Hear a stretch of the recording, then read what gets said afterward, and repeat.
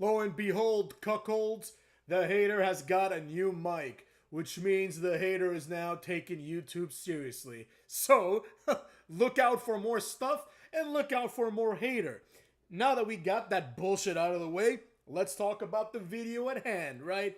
Another SmackDown, another chance for Cody Rhodes not to wrestle, right? But that's not all we're going to talk about. We're going to talk about a bunch of other things that happened on SmackDown that fundamentally, in my opinion, really show where everything is headed. So let's begin. First of all, Cody Rhodes humiliated, quote unquote, Logan Paul by checking him for brass knucks. This has no bearing on anything because this is like Logan Paul's basically finishing move at this point. So, we want to see the brass knucks, right? So once again, Cody Rhodes really screws the pooch and doesn't understand what makes wrestling good, right? We want to see things like brass knucks. We don't want to see people checking each other for brass knucks. Now, other things that happened was Nia Jax beat Bianca Belair. This is obviously the correct choice. Bianca Belair is doing other things, or at least is in the process of starting to do other things, including wrestling Jade Cargill, maybe at SummerSlam, maybe at WrestleMania, like some people are saying. We'll see. Who the hell knows? Nevertheless, Nia Jax versus Lyra Valkyria is a fresh matchup. In my opinion, Nia Jax just makes the most sense as Queen of the Ring, but who am I to talk about these things?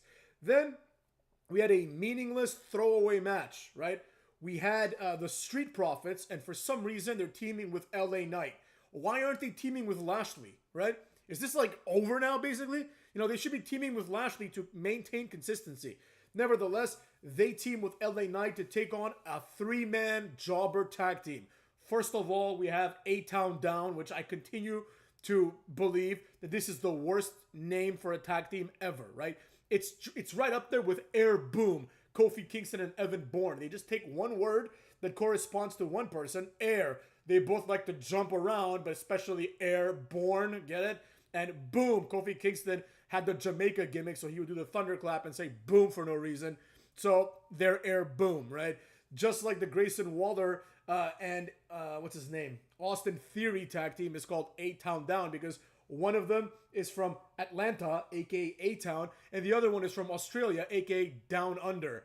So A-Town Down Under, get it? Wow. How brilliant is that? Anyways, it is what it is. It's really stupid. But they team with Carmelo Hayes, who in my opinion has done absolutely nothing since being drafted to the main roster. The only positive thing here is that he continues to be on TV. That, you can't say that's a negative. That's definitely a good thing. But, in my opinion, it doesn't really move the narrative forward, right? Like, what's he doing? He's just a jobber, basically. Like, Randy Orton just beats this guy's ass for, like, no reason. Just whoops his ass, throws him on the table like 100 times. Like, who cares? This guy, it's already over, basically, for Carmelo Hayes. This has Cedric Alexander written all over it. You know what I mean? This has Mustafa Ali written all over it. This has, inevitably, Nathan Frazier written all over it when he debuts in the main roster, and the same thing happens to him. Now, it's not over. Like, obviously, Carmelo Hayes has some better attributes than the people that I just mentioned. Like, there was a thing where, like, I think it was last week, where he slaps Randy Orton in the back of the head. Like, I think that should be, like, a constant move that he just does to everybody, right? This whole, like, I'm too arrogant to care gimmick might make him a little bit more elevated. He might become the next Xavier Woods. He might become the next, I was going to say Sami Zayn, but, like, I don't think he's going to be the next Sami Zayn. But you know what I'm getting at, right? So LA Knight and the Street Profits made quick work of these jobbers, right? I don't know what was advanced here, really, but it is what it is. Then we had the Cody Rhodes in a suit segment of the match, which we've already talked about, right? Cody Rhodes is just boring. It's not working out. Like, they already had the contract signing, so what's the purpose of this, right? Like, why even have a contract signing? Just have them come out every week in suits and hoodies and talk about bullshit, right? If that's how it's going to be. Then we have Bayley versus Chelsea Green, which is obviously a throwaway match that nobody cares about. And in the main event, we had Randy Orton, who for some reason is wrestling more than Cody Rhodes, versus the up-and-coming, soon-to-be superstar, Tama Tonga, motherfucks, whose highest level of his career just happened. It just happened. It's all downhill from here. He wrestled Randy Orton. That's it. There's nothing more for this guy to do. He might win the tag team titles with the other guy. In fact, they probably will. But who cares? It doesn't matter. Like, we've seen this song and dance before. So, I'm not impressed by this. Gunther's obviously going to beat Randy Orton. Randy Orton at this stage of his career would probably be embarrassed to be the king of the ring. So that right there says all you need to know. It's over. Nia Jax is going to win. Gunther's going to win. It's done. Like, the pay-per-view, there's no need to watch it at all. But nevertheless, here we are, right? The episode was complete boring and complete jobber-filled nonsense. It didn't make, I don't think anybody that watched this episode is now looking forward to the pay-per-view. Maybe some people that are like, oh, well, at least Gunther's going to be able to beat Randy Orton.